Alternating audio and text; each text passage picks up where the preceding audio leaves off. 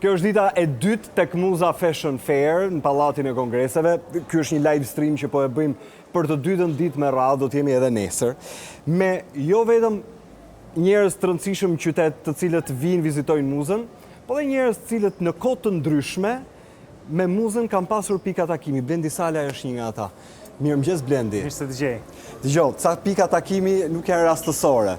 Më tha Ndrola që do vije, por pastaj më tregoi që bashkëpunimi juaj ka qenë i hershëm. Po. Jo vetëm me Unionin e Bashkive, po edhe me muzën si aktivitet. Është transformuar këtë vit, e kanë kthyer në një panajir, nga një sfilate përvitshme. Mendoj që është koha, së pari komplimenta dhe përgëzime të gjithë që janë marrë me këtë punë, gjithë ekipit tek Muza, sepse mendoj që përveç se asaj shprehjes së bukurisë që vjen përmes talentit stilistik të këtyre vajzave kryesisht dhe djemve që kanë marrë pjesë në garat e muzës në sezonet e kaluara, vjen një kohë tani kur kjo duhet të zhvillojë edhe krahun e vet të industrisë, të biznesit. Dhe me thënë drejtën, unë jam i befasuar, unë nuk mund ta isha dje, por edhe sot edhe me Andriolën bëm një xhiro të këtyre standave dhe ti mund të shikosh gjëra me të vërtet interesante. Jo vetëm për ata që janë pjesë e botës së modës, por për gjithë njerëzit në përgjithësi të cilët vlerësojnë gjërat që janë ndryshe, që janë interesante, që janë risi, por që mbështeten tek rrënjët e tradita shqiptare gjithashtu. Domethënë ka një shprehje të një talenti të jashtëzakonshëm, po shikoj ca gjëra që realisht do kthehem prapë edhe një herë tjetër për t'i parë me vëmendje, krijime shumë bukura, cilat sot ka nevojë që të përkthehen dhe prandaj edhe ky panajir, ka nevojë që të përkthehen në biznes, ka nevojë që të përkthehen në përfaqësim të një marke shqiptare, që të kemi ditët tona të modës edhe në kryeqytetet e modës, edhe të habisim, sepse me të vërtet stilist shqiptar, ata që janë të afirmuar tani më, por edhe këta të rinj që po dalin nga kompeticionet si Muza, kanë të rrequr vëmendjen e atyre që marrin vesh nga moda. Blend, nuk e di atë bëri ty përshtypje, se mua ma kapi syrin këtu tani. Bota po shkon drejt globalizmit, fast fashion i bën të vetën, natyrisht që konsumi është aty, por nga ana tjetër, ka të rinj të cilët janë kreativ. Për shembull, është një vajzë nga Kosova që kishte gjetur një sixhade të vjetër dhe pastaj e kishte rikonceptuar në një veshje. Kur ndërkohë bota ecën me element globalist, ne vazhdojmë mbetemi tek rrënjët. Tani do duhet ta quajmë në forcë këtë apo do duhet të mendojmë që mund të jemi edhe midis-midis? Shiko, gjithmonë ka një midis-midis, ajo e mesme e artë. Unë mendoj, po shikoj një dokumentar në Netflix, jo më shumë se sa disa ditë më parë. Dhe të dëmit të madh që po shkakton ky fast fashion. Domethënë janë krijuar ishuj të mëdha sa gjithë Greqia në oqeane ose në brigjet e Afrikës me konsumin, me rrobat që hidhen. Dhe ka shumë nevojë dhe ka edhe një rrym ose një kundër rrym, duhet të them, jashtë vendit, pra, e cila po mendon që hey, një sekondë, se kjo nuk është diçka e qëndrueshme, nuk mund të vazhdojmë të blejmë 40 palë xhinse në vit dhe të kemi kaq shumë rroba që nuk i veshim apo që i veshim 2 herë dhe ato nuk bëjnë më dhe i flakim.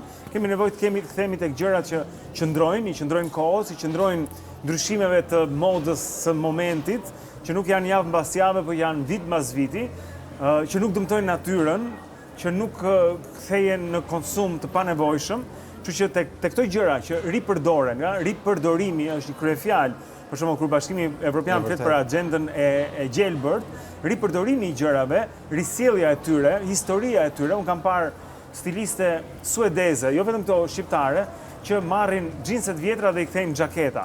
Apo, domethënë gjëra me të vërtetë shumë interesante dhe ajo xhaketa është e përbërë nga disa palë xhinse që janë veshur diku, janë ulur diku në kohë, por që domethënë marrin një jetë të re. Dhe ka një bukuri në këtë. Është ajo japoneze, jam i sigurt ti e di atë, ajo poçja e ngjitur që ngjitet me ar, sepse edhe një gjë që është e thyer dhe jo perfekte, apo që është e vjetër dhe jo perfekte, ka një bukuri nëse ti arrin ta dallosh tek ajo. Dgjoj, unë e ti jemi një brez që jemi rritur me pak. Me shumë pak. Duke rritur me pak, kohët ndryshuan dhe na bën të kishim një lloj dëshire që të kishim disa gjëra që na kanë munguar në një generacion. Ama ti je prind i një djali i cili është në adoleshencë, një vajzë e cila po rritet. Të gjitha këto që ti the pak më parë, a janë çështje që edukohen, pra fjala vjen, të jesh më i qëndrueshëm, të mos shpërdorosh. A vin nga familja këto apo vin nga, ku diun, le të themi kulturalisht nga koha?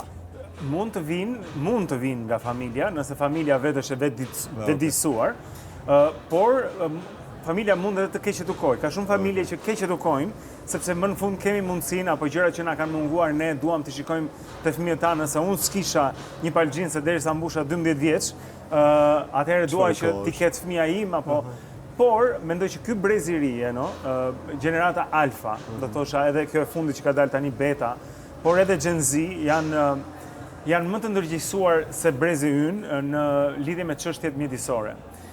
Sepse është një planet që do ta trashëgojnë ata shpeshherë akuzojnë me të drejtë tonë të vjetrit nuk do të jenë gjallë për të parë se çfarë do të shkaktojë ndryshimi klimatik, por ne do ta jetojmë atë, ne do jemi gjallë mbas 80 vjetësh ende dhe nuk duam një planet i cili është i pajetueshëm. Kështu që shikoj që ky brez i ri ka goxha një intuit për të bërë gjëra, ose për shembull kam parë për shembull goca të vogla të miqve të mi që kanë mësuar të thurin. Jo. Edhe po thurin si gjyshe. Mendoj që është zhdukur që nga koha gjysheve. Është një trend. Dhe mendoj interesant. TikToku, wow. Thurja me shtiza, domethënë bërja e centrove, gjërave ose shajeve, po. Pra kaq duhet. Ktheje hype TikToku centron dhe fillojnë me grë. Po, fillojnë. Për të bërë gjëra që i heq nga ekranet, që i bën që të përqendrohen në një gjë në vend se të jenë të shpërndar gjatë gjithë kohës me rrjetet sociale, ti me thurjen ke nevojë që të jesh aty prezent.